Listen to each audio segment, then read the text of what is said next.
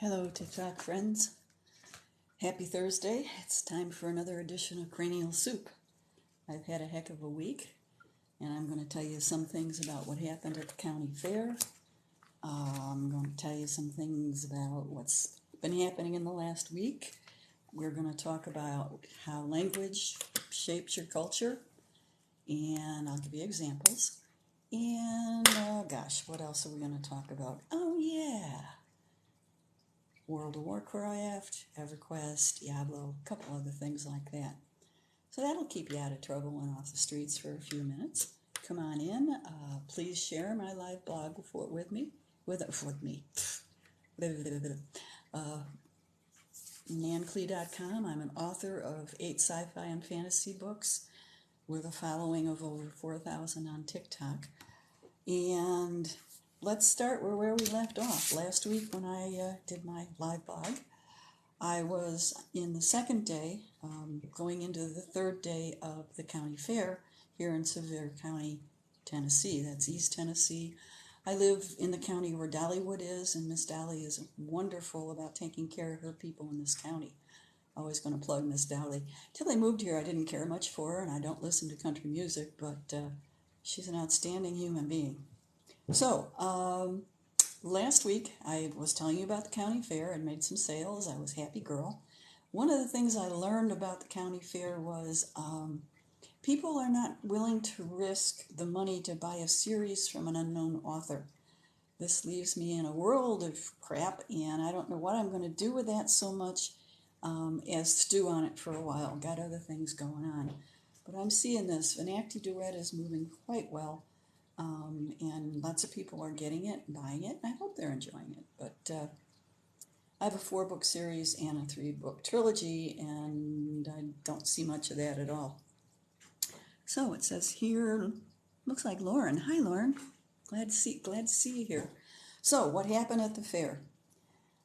I was the marketing place where all the saleable booths was in a 150-year-old barn. Fortunately, they had a concrete floor put in, but there's no air conditioning. Now, East Tennessee, last week, Monday, Tuesday, and Wednesday, and Thursday, were all temperatures above 91. I saw 93, and being East Tennessee, it was very humid. The barn I was in for the book sales, for the table, was not air conditioned, had windows and some huge, loud industrial fans, but what I had brought to keep me cool didn't work, so I had to switch back to fans second day. Sold a book each day I was there and got some people interested, but about 6 o'clock Thursday evening, this is third day of the county fair, I didn't realize I had stopped sweating, and I was getting overheated, and I went downhill kind of fast. Fortunately, the man in the booth next to me, the first time he asked if I was okay, if I wanted him to go get help, I said no. The second time, I said yes. By the time the EMTs got to my sales booth, my blood pressure was 170 over 110. That's pretty high, y'all, especially when you figure out how old I am. So they immediately took me to an air-conditioned space and packed ice on me, and it was all sorts of no fun. And that was really the last time I was at fair. When I stabilized enough to go get my stuff, I left the books and everything out and displayed, and took everything, my purse and those sorts of things, and headed home. Forgot my phone charger. That was fun for the next 2 days. So what happened was, and that morning, after going home from fair, 4 o'clock in the morning, I started vomiting and couldn't quit. So I was at urgent care by 9 a.m. the following morning, and I had heat stroke. It's still, it's a week later, and I'm still kind of icky from it, but that's partially because older bodies take a little longer, to say the least. Keep going. Hi. I'm getting all sorts of stuff. Invite another host. Go live. These are giving me tips. Anyhow, it was a tough lesson. Finally, last Tuesday, it ended on Monday, and last Tuesday, I was able to go and get my books and the whole setup for my sales booth, but that took it out me for the day. It's been a week. I'm taking it easy. Nothing else I can do. So that was the results of the Sevier County Fair. Not exactly what I had planned. Who would have planned that? And the thing is, I know better. I've done Southern California Renaissance fairs for 25 years, wearing black. I know how to deal with the heat. My own fault. Anyhow, that's what. Oh, and I was supposed to. Let's see. Today's Thursday, so I was supposed to drive up to Southern Illinois for 3 days of camping with friends. Not doing that either. So that's my week. On to other things. Writing. How we use language shapes our culture. I talked about this last week, and you'll hear me talking about it a lot because it's pretty deep stuff when you really stop and think about it. If I walked past you in the hallways of school and I said, "Good morning," am I trying to convince you that it's a good morning? Am I telling you I'm having a good morning? Am I just being social? What's my motivation? I've got a master's in rhetoric and writing, and it talks a lot about how to motivate people to do what you want them to. Different. Who's this? I don't know. Hi, Jillian. I'm going to decline that. What to do when people want to go live with me, so I'm sorry, Jillian. I'm going to have to do some reading on that. But please stay and visit for a while. Using language to shape culture. It happens regardless of whether you know intentionally to do it or not. A good example would be, I think it was the movie Gone with the Wind was the first time the word damn was used. Frankly, my dear, I don't give a damn at the end of the movie. And that was just, this is the mid-40s, 1940s. And the language what was used was shocking to the sensibilities of the some of the people in this world. Move fast forward. I'm a child of the 60s, and gosh, what's that guy's name? Anyhow, there's a comedian who I don't much care for, but he had a spiel that he would do about 7 words you can't say on television. And everybody was, again, just abhorrent. Oh my God, he said shit, fuck, crap, probably penis. Part of my mindset. But this was a big shift from the 40s to the 60s. That's only 20 years in what was acceptable and what isn't acceptable. And this is how we use language shapes our culture. You move it a little farther. Again, I'm a child of the 60s, and my generation has an interesting aspect to it as being, we coined a word that originally was only a noun, and it was only with the partiers and the people moving toward weed and such who turned the word party as a place you go to. I'm going to go to a party, and now it's a verb. We went and partied. How we use language shapes our culture or runs along with it. So I'm going to be constantly on this one because there are certain things that you can do within your manipulation of language, of the letters of the alphabet. But as a writer, there are things, if you keep them in the front of your mind, you will find that it makes things a little more powerful. As you know, words have power. We wouldn't be doing all this writing and pushing and saying, hey, read me, if we didn't feel that our words had power. Which will take me to another aspect of things. How we use language shapes our culture also works with the mouth. Now we're getting into metaphysical or paranormal or supernatural. But what you speak manifests. Think about it. In your own life, just start thinking about the things that come out of your mouth and how they tend to come true later. Careful about that. For example, if you have a young child and because you were verbally abused as a child, you continue to do it because that's what you learned, it's going to manifest on your child. The words you use are going to affect your child. probably in negative ways if you're spewing negativity at it, because how we use language shapes our culture. You spew negativity into one generation, that generation will spew negativity in the next. Same thing with positivity. Is that a word? Anyhow, that's my rant on language and culture today. I continue to not be able to write. I'm actually not even trying. I get things burble up in my head as to what to do with my work in progress, Venacti Duet, but right now, of course, I've been extremely ill for the last week, so I'm certainly not thinking about writing, but I can daydream about what I want to do with stuff later in the story, which I will. I've actually, this week again, I've kind of pulled back on the marketing too. I want to do some reading on a couple of things to get more of it. There's something for you. As you're watching this, I would ask a question of anybody who's here. What do you find to be the most effective marketing for you?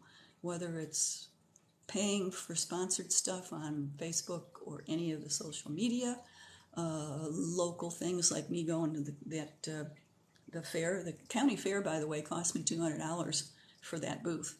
And fortunately, at least I could leave my stuff set up, because I was hoping for a lot better than just visibility. I wanted to make sales, interact with people. So anyhow, what works for you in your marketing? Or who would you recommend as someone who is a guru in marketing and that you could learn from? We all need to share stuff like that. I have the nice advance of having been a salesperson in a small software company for 4 years, and then kind of around other things that involved marketing most of my life, so I can put a lot together on my own. Okay, one of the things I did when I was not feeling so well is I spent a lot of time playing Scrabble on my tablet while watching movies. And most recently, in the last couple of days, I decided to go back and watch first The Hobbit. Peter Jackson, I believe, is the director, and then the trilogy of The Rings that Elijah Wood played Bilbo, Frodo. And it got me thinking, and when I started feeling a little bit better, I decided to fire up my favorite game of choice. And so here's an aspect of me that I haven't talked about before, and that is I'm an online gamer. I started with Diablo back in the day. Good God, I can't tell you how long that was ago. Not Diablo 2, Diablo 1. I tended to play rangers and folks who use long-range weapons and talk to animals. From there, I graduated to, from Diablo, I probably went to World of Warcraft. And I lost myself in there. As a matter of fact, I can remember walking at work into a meeting, and one of my coworkers, first thing he said was, "Welcome to the suck." And I said, "What?" He says, "I heard you're on Warcraft. Welcome to the suck." Yeah, it sucked for 3 years out of my life, but we had fun. My ex and I 2 other friends locally would game, 14, 20 hours on Saturday using Warcraft. And when I left the ex, I didn't game for quite a while. I had a lot of more important things on my life. Writing out a divorce, buying a new home, keeping a job, dealing with my anxieties. But when I finally got things halfway settled here, I looked up EverQuest. I'm retired, so I'm fixed income. Fortunately, I have the VA. I'm a Navy veteran, so I have medical through VA. But I have a pretty tight budget, and EverQuest was the only thing I could find that I could live with. I tried Wizards 101, but that was too parochial. So I've been on EverQuest, easily the last 4 years, on and off, depending on what my world is doing. So if you're an EverQuest user and you're looking for me, I can't tell you what server I'm on, but I always use the name JexAxaP. That's JEXAXAPE, JexAxaP. And I'm not sure about the last couple of them, but that has been my handle. Oh, I also did, most of my tabletop paper and pencil and dice role-playing games, for the majority of my marriage. So yeah, I definitely do some gaming. Okay, let's see. I'm not feeling all that great. Let me down something here. So as I said before, my generation had coined the term party, not as a place to go, but a thing to do. We took a noun and made it into a verb. I think that's kind of cool. I like the one jiggy. I know it's credited to Will Smith, if I remember right. But there's something about that word. I just really like it. And the word hinky, I hear that one a lot from NCIS's Abby Shuto. I think she was the one using that a lot. It's another thing we can talk about another time. What's your favorite words? My favorite 3-letter word is joy. My favorite 4-letter word is hope. But I'm just kind of positive about things like that. My favorite cuss word is fuck.